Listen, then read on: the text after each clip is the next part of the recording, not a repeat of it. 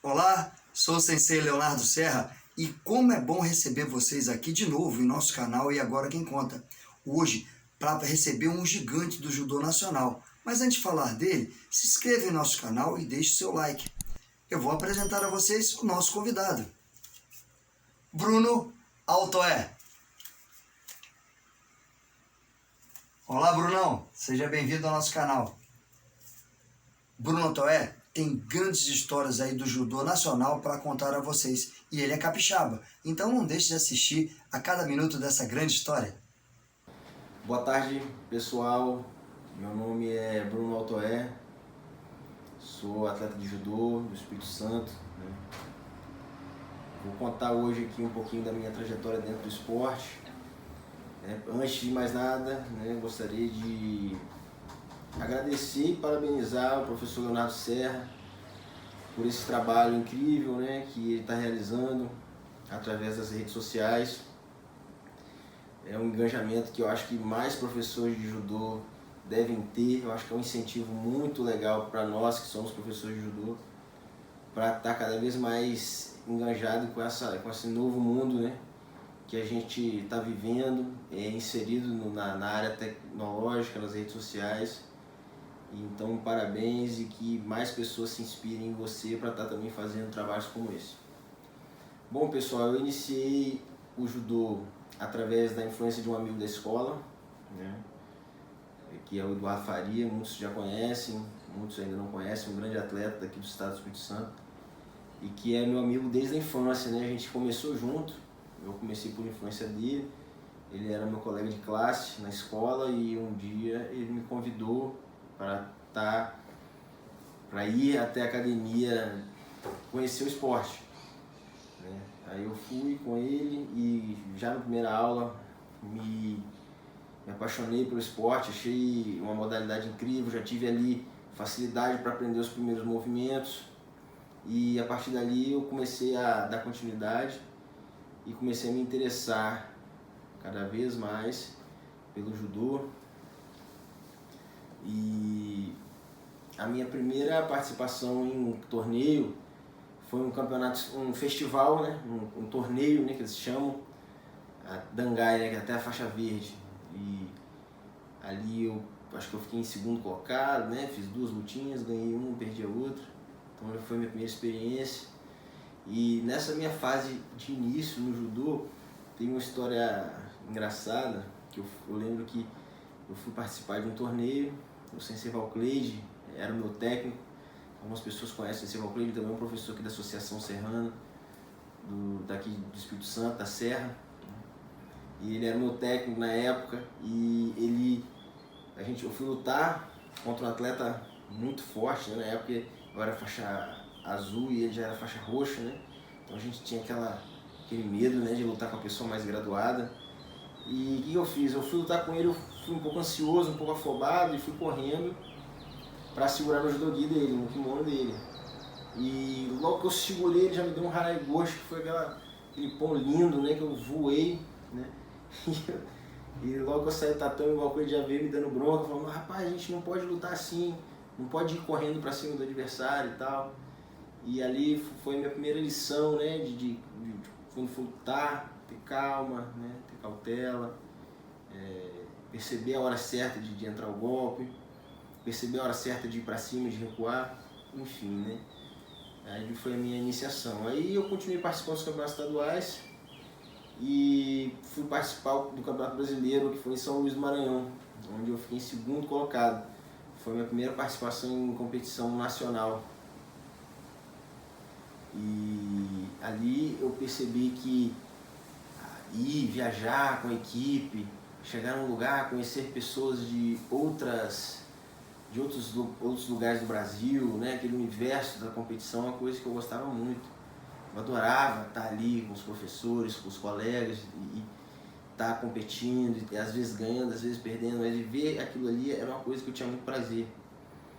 E logo no final do ano, do outro ano, acho que em 2008, eu participei do Campeonato Pan-Americano, seletivo, que foi em São Paulo, venci o Campeonato Pan-Americano e fui convidado pelo Minas Tênis Clube para estar integrando a equipe deles.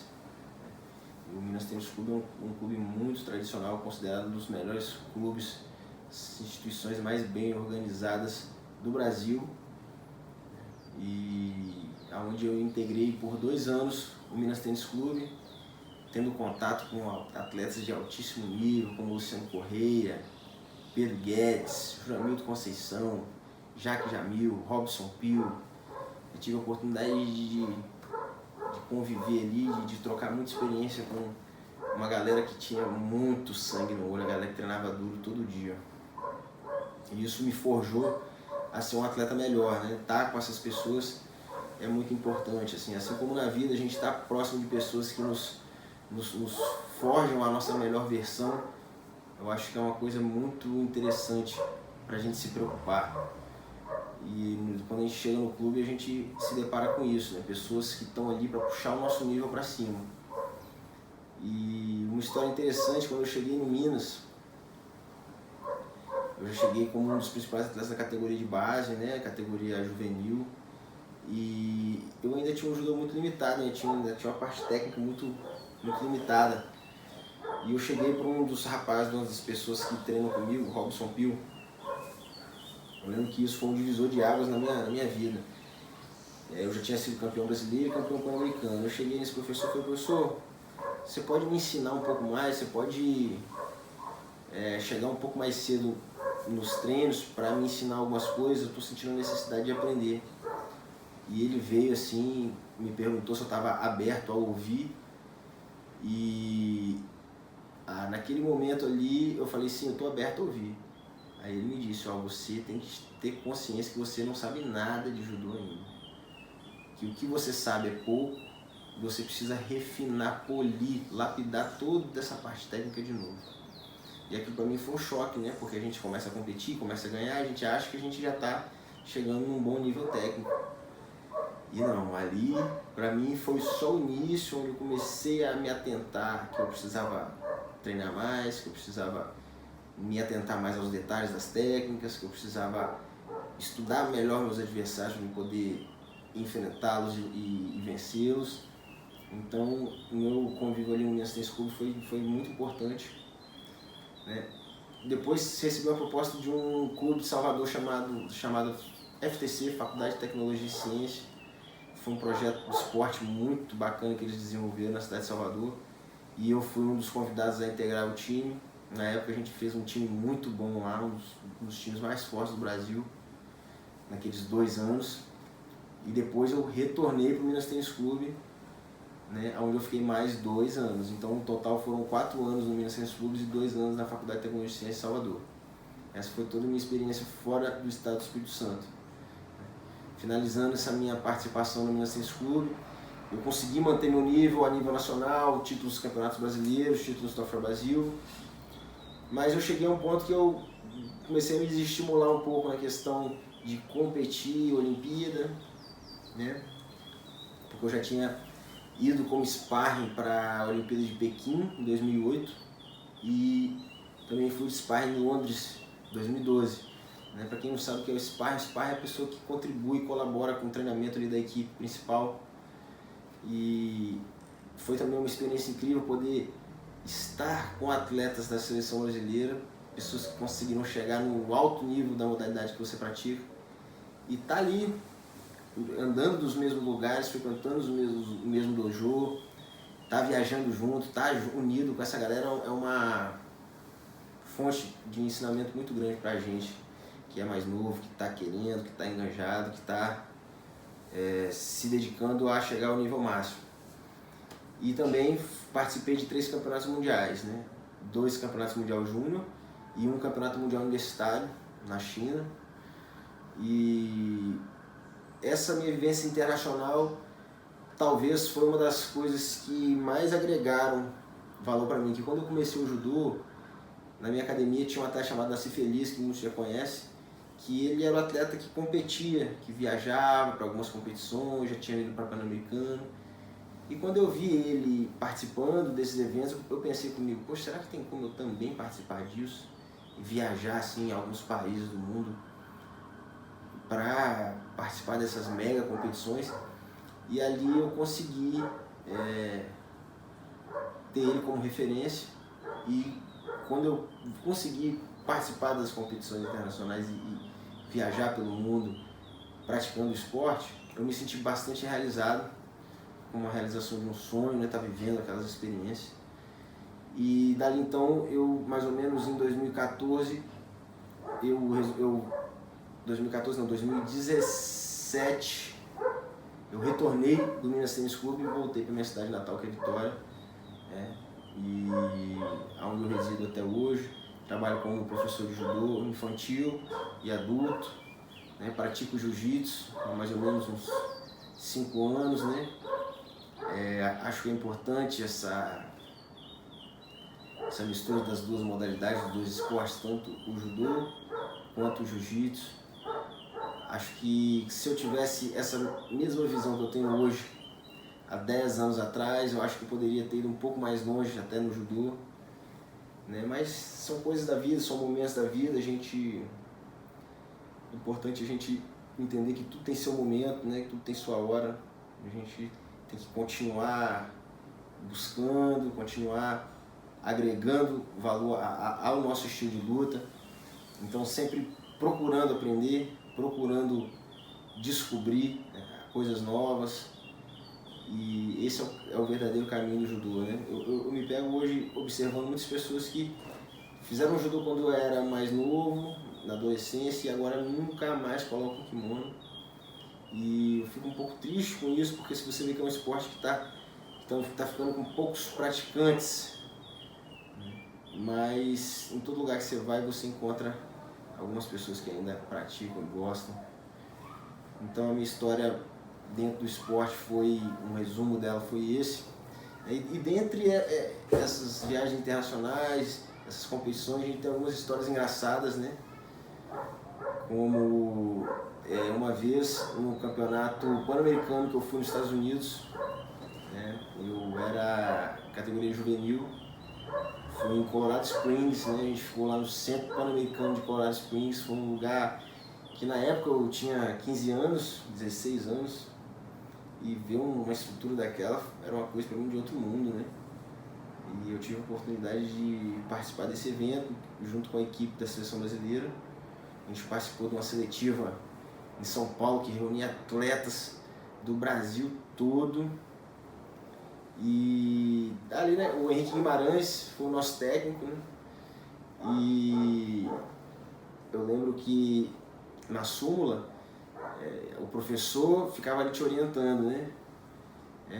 Qual kimono que você deveria usar na sua luta. Então eu perguntei pro Henrique, qual kimono que eu vou usar? Aí ele falou, kimono branco. Aí eu vesti o kimono branco, fiquei lá pronto, aí o rapaz me chamou, eu entrei. Quando eu cheguei pra lutar, que eu vi que meu adversário também estava de kimono branco, aí eu fui descobrir que o kimono era azul. Aí eu já para entrar na luta, o adversário lá esperando, o árbitro esperando, eu fui correndo, disparei, pedi pro pessoal na arquibancada jogar uma calça, um kimono, né, azul, e fui correndo, consegui trocar o kimono, consegui entrar na luta, entrei na luta, com aquela adrenalina de ter trocado de kimono na hora, correria, e parece que quando eu segurei no kimono ali eu desencantei, né? Eu consegui derrubar de pão, consegui vencer rapidamente essa luta, e ali foi uma adrenalina incrível, que eu pensei que eu ia ser desclassificado, né? Por ter vestido o kimono errado, por estar com o kimono errado. Só que é uma coisa que acontece, né? Às vezes eu entendi errado, às vezes ele olhou errado, mas são coisas que acontecem em eventos esportivos que a gente usa como lição para a vida, né?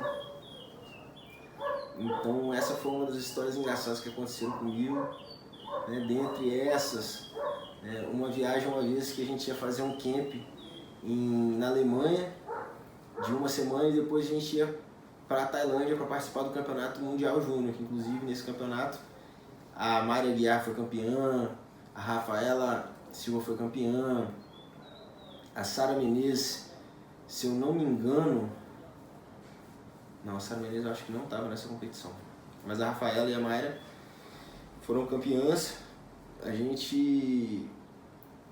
eu saí de BH, fui pro aeroporto do Rio de Janeiro, né?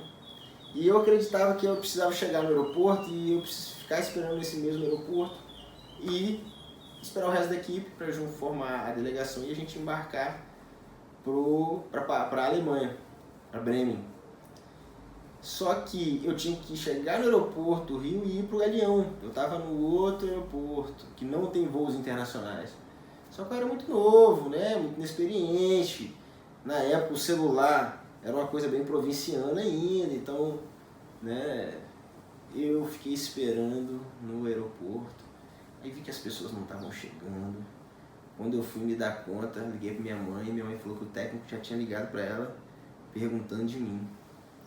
E ela preocupadíssima. Aí, o que aconteceu? Eu perdi o voo, não dava tempo, o trânsito no Rio de Janeiro estava demais, não dava tempo de chegar, pegar o voo. E aí, tiveram que cancelar minha passagem e eu não fui para o treinamento de campo em Bremen, eu fui direto para o Mundial Júnior, que foi na Tailândia. E foi uma experiência assim, eu tinha recém operado o joelho, fazia mais ou menos um mês e meio que eu tinha operado o joelho, então eu precisava de mais aquele períodozinho ali de uma semana para recuperar bem o meu joelho, então foi uma coisa que acabou soando como positivo, porque eu recuperei melhor, fiz uma fisioterapia melhor, consegui chegar melhor, não tive resultado no Campeonato Mundial, perdi a primeira luta, e deixo aqui o Campeonato Mundial de Judô, ele é muito difícil, porque é realmente uma pessoa de cada país e fica uma peneira muito seleta, fica um evento muito difícil e realmente na época as meninas tiveram bons resultados na minha equipe, a gente ficou assim impressionado que elas conseguiram ganhar das japonesas, ganhar das italianas, das russas, das alemãs, então a gente viu ali a força do judô feminino cada vez mais em expansão dentro do cenário internacional. E dentro das histórias são essas, tem outras também, né? Outras histórias na época que a gente morava em república, na época da juventude, assim, que a gente vivia o esporte de alto nível, mas também vivia uma vida muito feliz, né? Sempre entre amigos, sempre em confraternização com pessoas que você gosta. E dentro do judô a gente vive na dificuldade, né? Sempre tem treinos cansativos, extenuantes, sessões de descanso pequenas, né?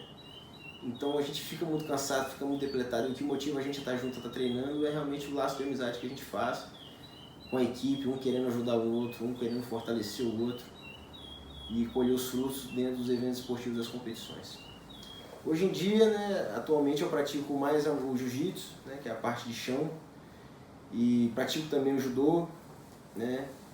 E uma coisa que tem me incomodado muito hoje em dia é que você vai na academia de judô, as pessoas só querem fazer em pé. E você vai na academia de jiu-jitsu, as pessoas só querem fazer chão. Então a gente, junto com o professor Makino, a gente está criando um pouco de um estilo próprio no treino que a gente está realizando lá.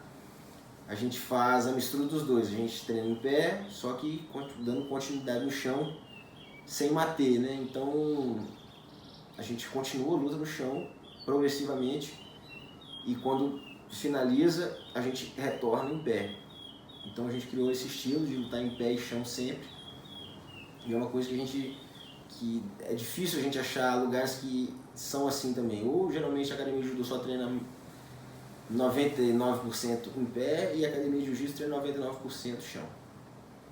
Então é uma coisa que eu tenho, até meu interesse de treinar o jiu-jitsu foi para melhorar o meu judô, e hoje em dia eu treino jiu-jitsu realmente para aprimorar o jiu-jitsu, porque eu comecei a gostar muito do jiu-jitsu e ver que é um caminho que a gente pode ainda aprender muita coisa, né? Assim como no judô, acho que o grande segredo para a gente ser um bom praticante de luta, em geral, é a gente ser o eterno faixa branca, né? A gente sempre ter o espírito de querer aprender mais. Seja aprender com uma pessoa mais graduada, seja aprender com um colega de treino, seja aprender com um adolescente menos graduado que você. A gente pode aprender de qualquer forma. A gente pode absorver sempre informação. Eu acho que isso que agrega valor e faz você se tornar um lutador cada vez melhor. Beleza? Obrigado, parabéns mais uma vez, Sensei Léo. tomara que os professores se contagiem com essa energia desses vídeos bacanas que você está fazendo na internet, e pode contar comigo, se precisar, estou aí para contribuir para o judô capixaba, para o judô nacional, dentro do meu conhecimento e da minha capacidade, e fico muito feliz por poder fazer esse vídeo e divulgar um pouco da história do nosso esporte dentro do Espírito Santo do Brasil. Obrigado.